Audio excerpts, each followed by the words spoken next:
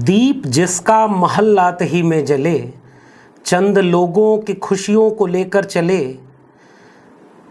वो जो साए में हर मसलहत के पले, ऐसे दस्तूर को सुबह बेनूर को मैं नहीं मानता, मैं नहीं मानता। तुमने लूटा है सदियों हमारा सुकून, अब न हम पर चलेगा तुम्हारा फुसूं। चारागर दर्दमंदों के बनते हो क्यों, तुम नहीं चारागर कोई माने मगर, मैं नहीं मानता, मैं नहीं मानता। हबीब जालिब की ये पंक्तियाँ यूं ही नहीं याद आती हैं। विचार, दर्शन व किताबें काल और देश की सीमा से बाहर जाकर के मनुष्यता के पक्ष में खड़े होने के नाते हर दौर में मौजूद बनकर के उभरती हैं। वैसा ही एक व्याख्यान जो कभी दिया ही न जा सका, एक विचार जिसे मारने की कोशिश हुई, मगर वह विचार भारत देश की सामाजिक सांस्कृतिक क्रांति का अगुआ दस्तावेज बनकर उभर गया। एक ख्वाब जो आज भी अधूरा है, एक हकीकत जिसे हर हाल में पूरा होना है। सत्य को सत्य और असत्य को असत्य जानो, बुद्ध के इस वाक्य से शुरू वह व्याख्यान यह सवाल उठाता है कि इस देश की सबसे बुनियादी समस्या कौन सी है। जी, हम बात कर रहे हैं डॉक्टर अंबेडकर की सबसे प्रसिद्ध रचना जाति का विनाश पर। तो अभिवादन स्वीकार करिए डॉक्टर लक्ष्मण यादव का, और स्वागत है आपका किताबों की पाठशाला के इस खास एपिसोड में।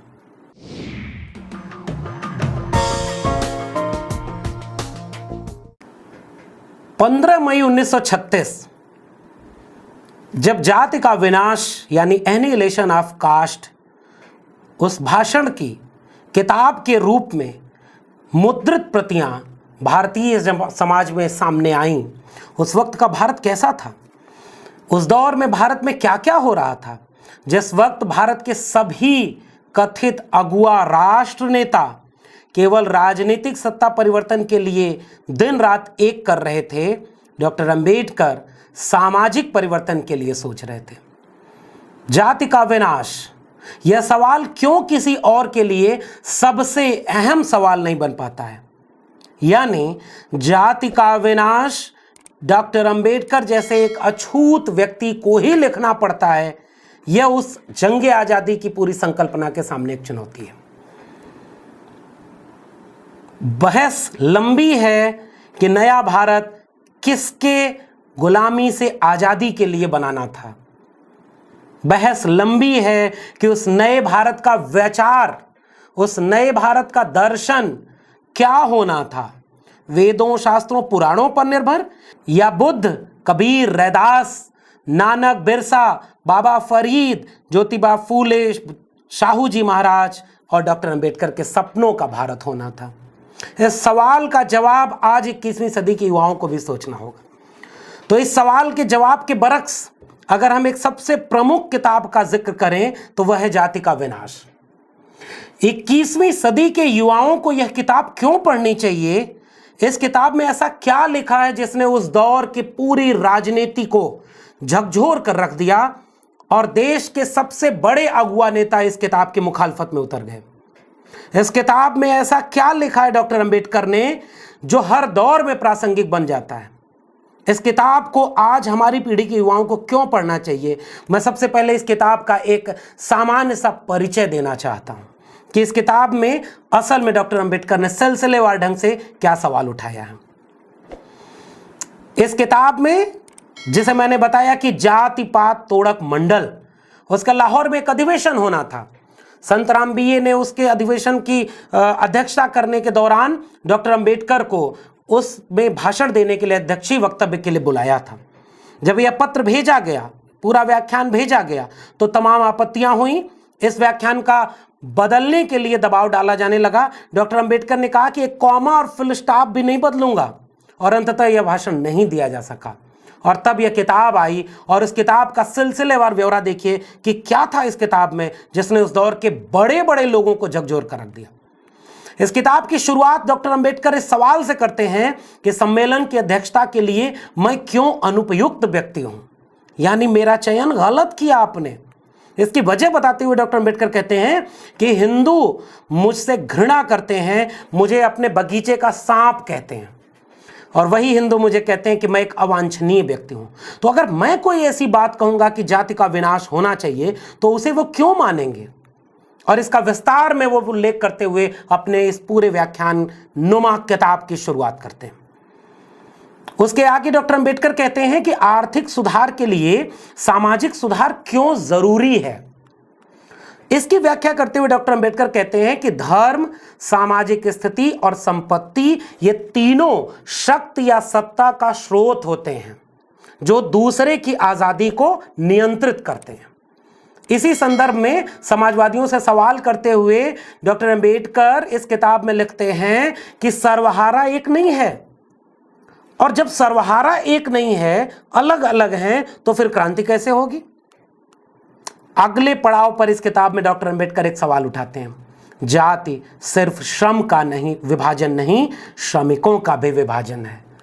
और डॉक्टर अंबेडकर इसको समझाते हुए कहते हैं कि व्यवसायों का भी स्तरीकरण है, यानी जो समाज बटा हुआ है वह जाति में बटा हुआ है, और पेशे जो हैं उन पेशों का भी स्तरीकरण है, जो बेकारी, अकुशलता और तमाम तरह की नकारात्मकता को फैलाता है। यह पेशों को लेकर के जो तिरस्कार का भाव है, यह उन पेशों में जुड़े हुए लोगों के अंदर विरुचि पैदा करता है, दुर्भावना पैदा करता है, उन्हें अपने पेशे से भागने यानी पलायन करने की वजह बनाता है। और यह मार्क्स के अलगाव की थ्योरी से जुड़ता है डॉक्टर अंबेडकर का यह सिद्धांत। मगर वामपंथी समाजवादियों से सवाल कहां कि ये समझ क्यों किसी और किताब में नहीं आ पाई? अगले पड़ाव पर डॉक्टर अंबेडकर लिखते हैं कि जिस नस्लीय शुद्धता का अस्तित्व ही नहीं, जाति उसे बनाए रख सकती है। और इस सवाल के आधार पर डॉक्टर अंबेडकर यह कहते हैं कि वंश और रक्त की शुद्धता और पवित्रता पर हिंदू धर्म की जाति व्यवस्था टिकी हुई है, और असल में यह जातियों की उत्पत्ति का सिद्धांत ही अवैज्ञानिक है। इसलिए शुद्धता निहायत वाहियात बात है, और इसे दूर करने के लिए रोटी बेटी का संबंध, अंतरजातीय विवाह, ऐसे तमाम उपक्रम किए जाने चाहिए जिससे यह शुद्धता का कॉन्सेप्ट ध्वस्त हो। यह है जाति के विनाश में। अगले पड़ाव पर जाति का विनाश से सवाल उठाती है कि जाति हिंदुओं को वास्तविक समाज या राष्ट्र बनाने से रोकती है। आज तो 21वीं सदी के युवाओं को यह समझा दिया गया है कि जैसे ही कोई जाति शब्द का उच्चारण करे उसे ही जातिवादी घोषित कर दो। डॉक्टर अंबेडकर 1936 में कह रहे थे, यह जाति व्यवस्था ऐसी है जिसने हिंदुओं को वास्तव में एक समाज बनने या एक राष्ट्र बनने से रोक दिया है।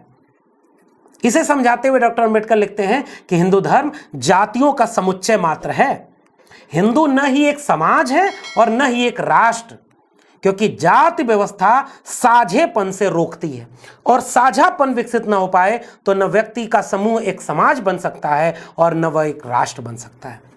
इसलिए जाति पर सवाल उठाते हैं डॉक्टर अंबेडकर। डॉक्टर अंबेडकर आगे एक महत्वपूर्ण सवाल उठाते हुए कहते हैं कि समाज विरोधी भावना जाति व्यवस्था का सबसे निकृष्टतम लक्षण है। ये जाति व्यवस्था दरअसल समाज विरोधी है, वह खेमे में बांट करके इस पूरे समाज को रखती है।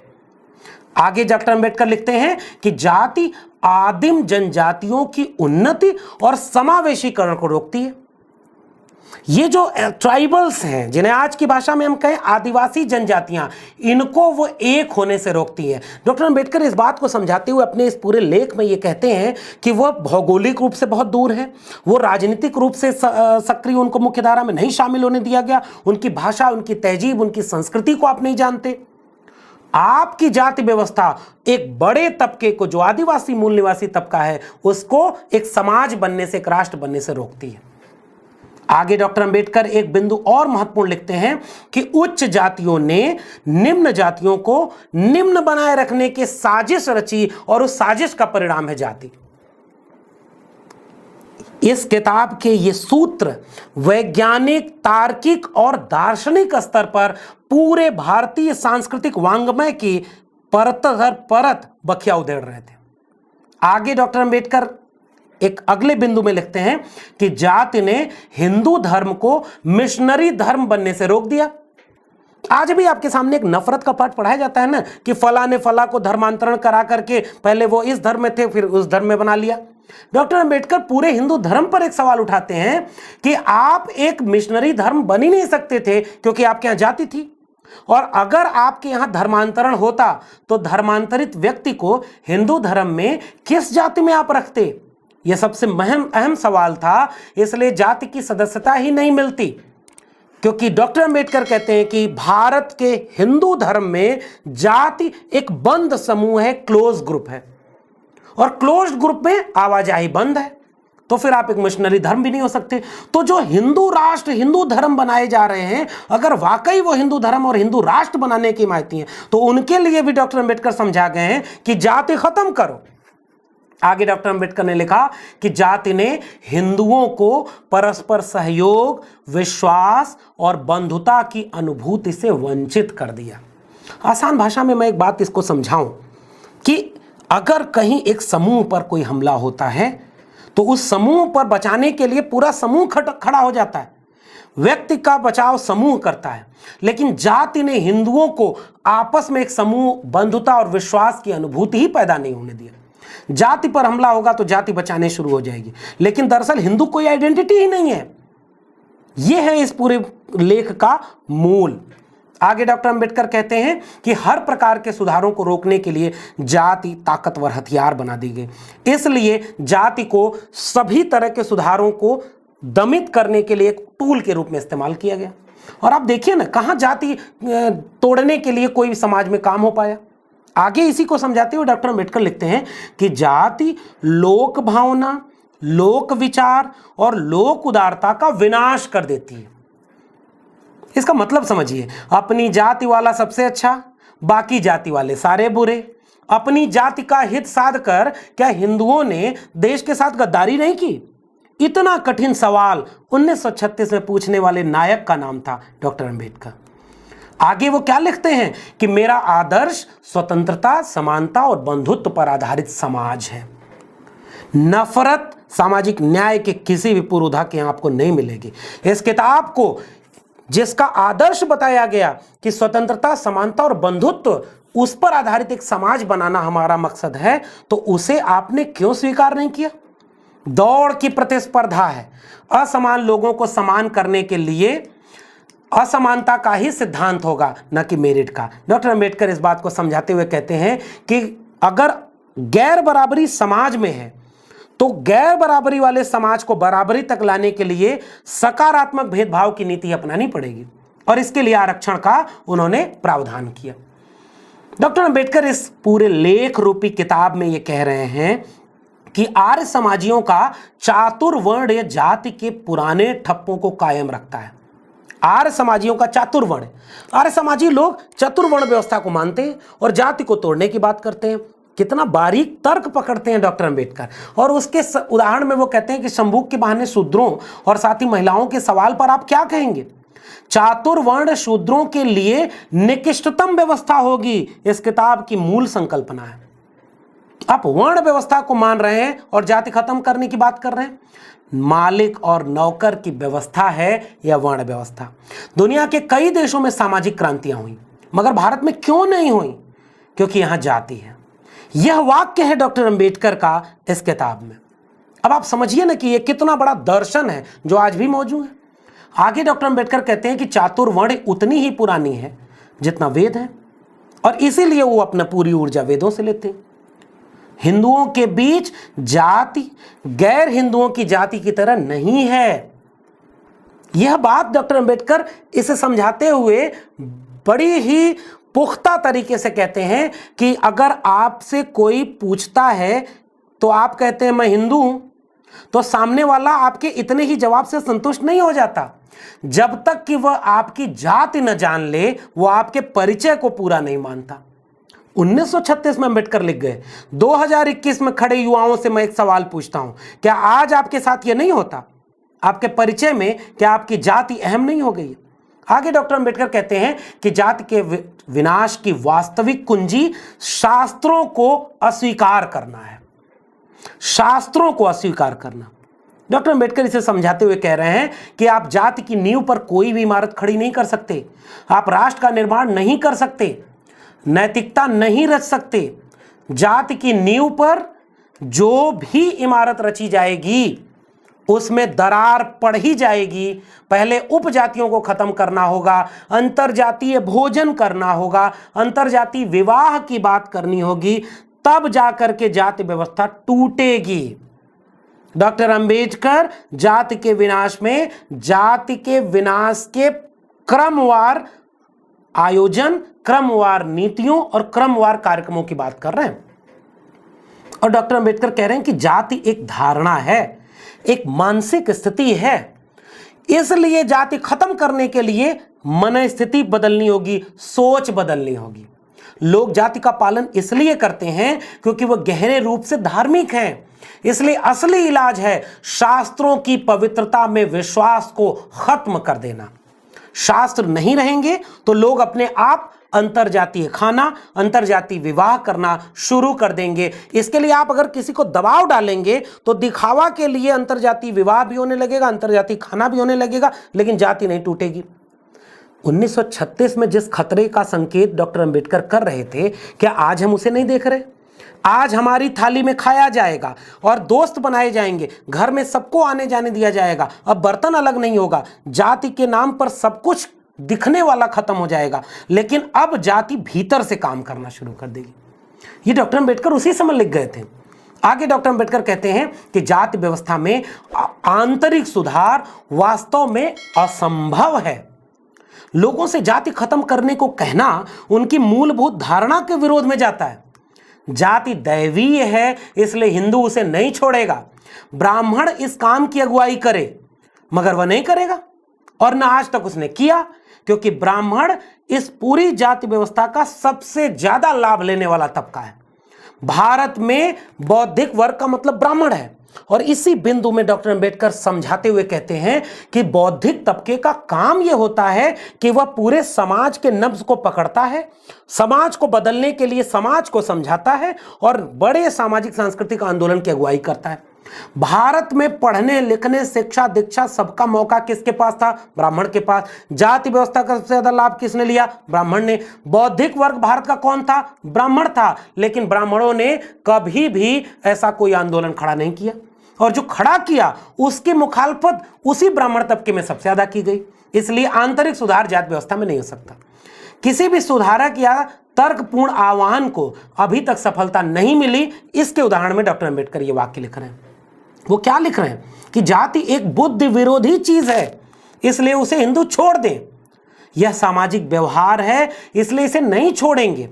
रामानुज, कबीर का जिक्र करते हुए डॉक्टर अंबेडकर तर्क शक्ति और नैतिकता जैसे शक्तिशाली हथियारों से समाज परिवर्तन की बात करते हुए इस बिंदु में एक्सप्लेन कर रहे हैं, अपनी बातों को समझा रहे हैं। और वह कह रहे हैं कि इसका इस्तेमाल हिंदुओं ने नहीं किया। कबीर, रैदास, पलटू दादू, भीखा साहब, नानक साहब, बाबा फरीद, इनको कहाँ माना आपने? डॉक्टर अंबेडकर आगे कह रहे हैं कि जाति व्यवस्था को कहीं से भी भंग करना चाहते हैं तो वेदों और शास्त्रों में डायनामाइट लगाकर उड़ा देना होगा। आगे डॉक्टर अंबेडकर लिख रहे हैं इस किताब में कि जाति के विनाश से धर्म के सच्चे तत्वों का विनाश नहीं होगा। और वो एक सवाल पूछते हैं कि हिंदू धर्म क्या है, और हिंदू धर्म क्या है, इसकी बात को समझाते हुए डॉक्टर अंबेडकर कह रहे हैं कि हिंदू धर्म दरअसल कोई धर्म है ही नहीं। हिंदू धर्म असल में एक धर्म नहीं है। क्या यह सिद्धांतों का एक समुच्चय है या नियमों का एक संहिता, जैसा कि वेदों और स्मृतियों में विहित है? हिंदू धर्म बलिदान से संबंधित, राजनीतिक, सामाजिक और स्वच्छता से संबंधित नियमों और निर्देशों के एक समुच्चय के अलावा कुछ भी नहीं, जिसमें सब कुछ एक दूसरे से गुधा हुआ है। हिंदू जिसे धर्म कहते हैं वह आदेशों और निर्देशों की एक भीड़ के अलावा कुछ नहीं है। आध्यात्मिक सिद्धांतों जो सच्चे अर्थ में सार्विक होते हैं, जो सभी नस्लों पर, सभी देशों पर, सभी समय में लागू होते हैं, के रूप में धर्म इन आदेशों निर्देशों में नहीं पाया गया। इसलिए हिंदू धर्म दरअसल हिंदू है ही नहीं। सरल शब्दों में कहा जाए तो जिसे हिंदू धर्म कहते हैं वह वस्तुतः कानून है, सर्वोत्तम एक वर्ग नैतिकता का कानूनी रूप है। साफ साफ कहूं तो आदेशों निर्देशों की एक संहिता को मैं धर्म कहने से इनकार करता हूं।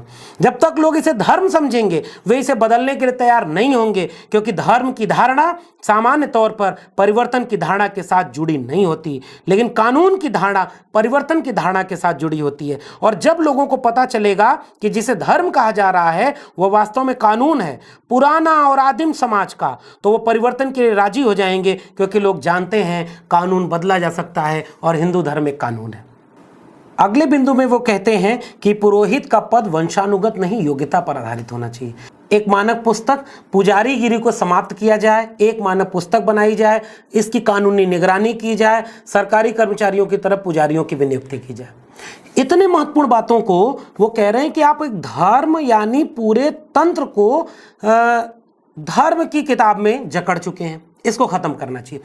आगे डॉक्टर अंबेडकर कहते हैं कि यदि हिंदू समाज को प्रगति करनी है तो उसकी परंपरा में विकसित होने की क्षमता होना चाहिए, जो कि हिंदू धर्म में नहीं है।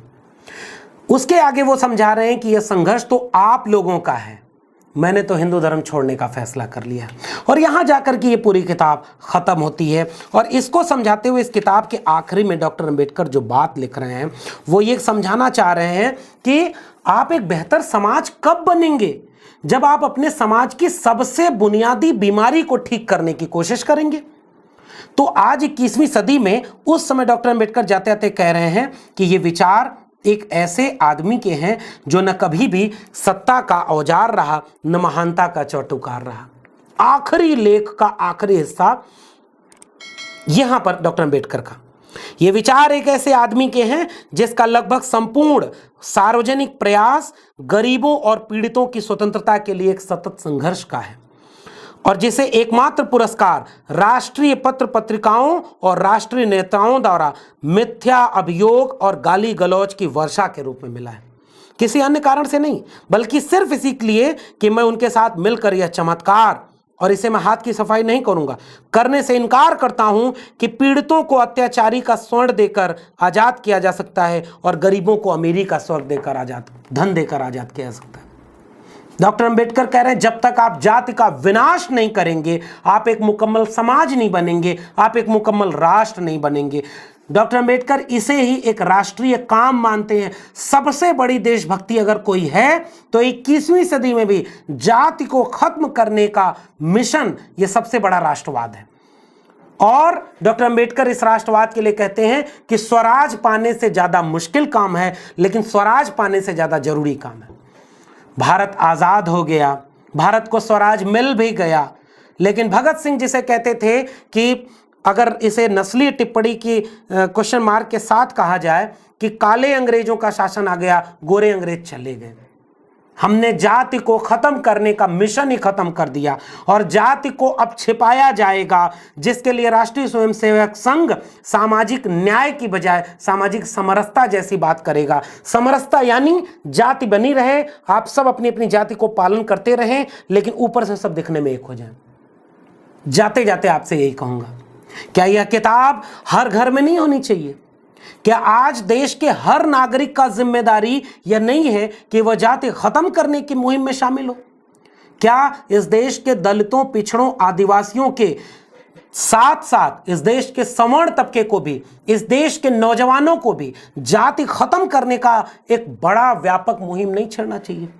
सामाजिक न्याय की पाठशाला आपसे ये सवाल कर रही है। सामाजिक न्याय की पाठशाला ये सवाल कर रही है कि अगर आपने अब तक के सारे बिंदुओं को सुने हैं तो एक सवाल अपने आसपास की सत्ता, शासन और व्यवस्था से पूछिए कि अगर यह सवाल इस पूरी किताब में एक शब्द भी किसी के लिए नफरत का नहीं है, इस पूरी किताब में एक शब्द भी किसी को तोड़ने के लिए नहीं है, एक समाज को समाज बनाने के लिए है, एक देश को देश बनाने के लिए है, एक राष्ट्र को राष्ट्र बनाने के लिए है, फिर इस किताब को पाठ्यक्रमों में क्यों शामिल नहीं किया गया? इस किताब को घर घर क्यों नहीं पढ़ाया गया? इस किताब को सब बेडरूम में बैठ करके इस पर माँ बाप अपने बच्चों से चर्चा क्यों नहीं की? जाते जाते इन सवालों पर विचार करिएगा। तो आज की सामाजिक न्याय की पाठशाला के किताबों की पाठशाला वाले सेगमेंट में हमने बात की जाति का विनाश पर। आपको ये बातचीत कैसी लगी कमेंट बॉक्स में जरूर लिखिएगा। आपके सुझाव और सलाह आमंत्रित हैं। अगर आपको ये बातें अच्छी लग रही हैं तो चैनल को सब्सक्राइब करना मत भूलिएगा। इसे लोगों तक पहुंचाइए अगर आपको लगता है कि इसे पहुंचाना ज़रूरी है तो। बहुत बहुत शुक्रिया, धन्यवाद।